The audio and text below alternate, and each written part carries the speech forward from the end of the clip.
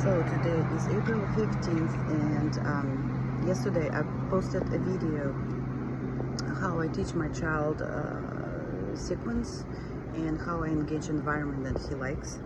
And some people probably question, well, you know, he's compliant and he's looking when you're asking for his eye contact.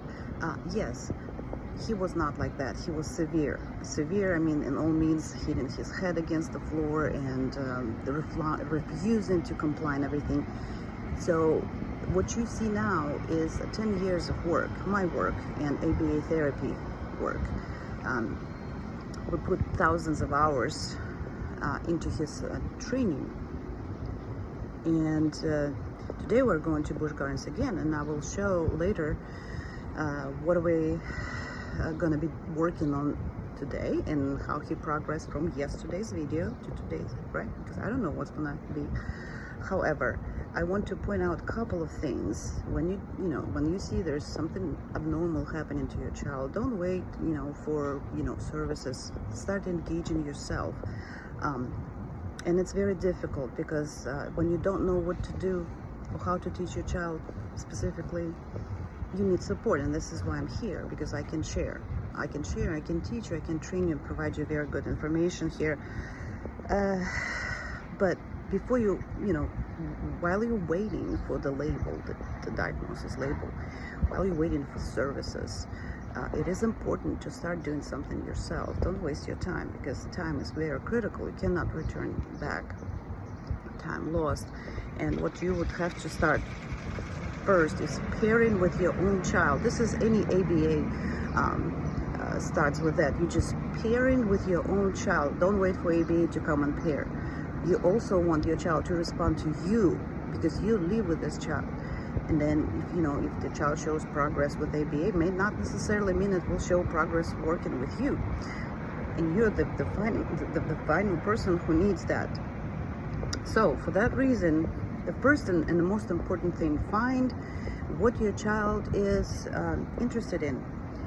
I've seen videos on YouTube, like one child likes to collect cords, one child likes to be on iPad, whatnot. That sometimes changes too. So find the highly motivated items, toys, environment, activities, and you start working with that, okay? So once you find what's motivating, in my case, my child liked iPhone at the time, and now I expanded that to a park. We learn everything in Busch Gardens. He likes to go there, and he's doing everything I say, and he listens to me only. Unfortunately, not with other people, but you have to start somewhere. And then when you see my child being so compliant and maintains eye contact, that's not just didn't happen because he was born that way. No, we put, like I said, hours and hours of therapy to get that. And these are the primary skills that you need to focus on: compliance and eye contact. I would say actually eye contact first and then compliance.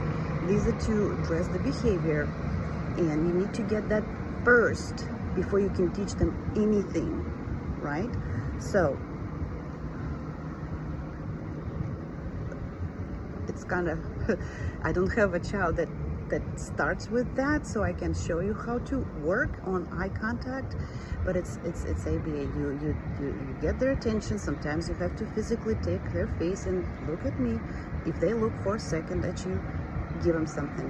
The next time you try, make it 5 seconds, make it 10 seconds, reward them, praise them. There's nothing wrong with that, because we're all typical people. We also come to work to get the money. That's our motivator, and they need to get something for what they're doing right. Then you establish compliance.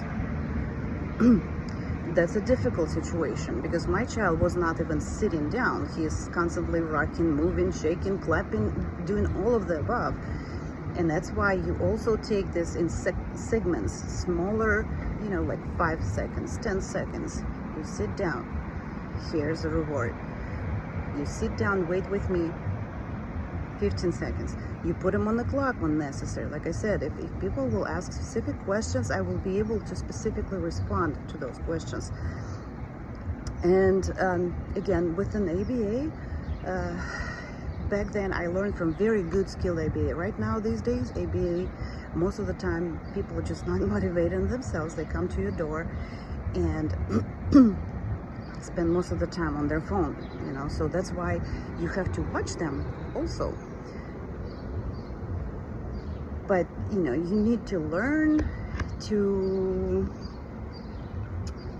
trust yourself only, right? These people just come in and out. You live with that child. That's why it's critically important when you start getting people coming into your door, learn from them. Learn for good stuff. Learn for things that you don't want to see. You do not want to see them to come in your house and wasting time, because you don't know what the ABA is. You heavily rely on that, and then time has went by. They keep changing people like highly. Before the child gets used to one person, they already send another person. So look into these things. Again, just ask if you want to know something or where even to start. Ask me specific questions, because it will be so much easier for me to explain how things work. But again, today we're going to Busch Gardens, and I will be recording a video after, and I'll show you what he learned from yesterday, right? So again, don't hesitate to ask me questions, because again, it's very difficult. It's very a large subject, and everybody's got a different child and has a different needs, different levels, different issues. It's very difficult to address this in what, seven minutes or so. Again, watch for my video tonight, and I'll show you. Again, I'm working right now, putting my sentences into 5 words for my child to say. He has difficulty to say 5 consecutive words. And I will be maybe talking a little bit about prompting. There's 3 types of prompting, and you know, there's a very, very light one, easy one is a visual prompt. Then there's going to be a verbal prompt, and the most a strong one is a physical prompt. If you can get by, you actually start with the physical first, and then you kind of fade it out. So hopefully I've got something down, and I will talk to you after we come back from Busch Gardens tonight.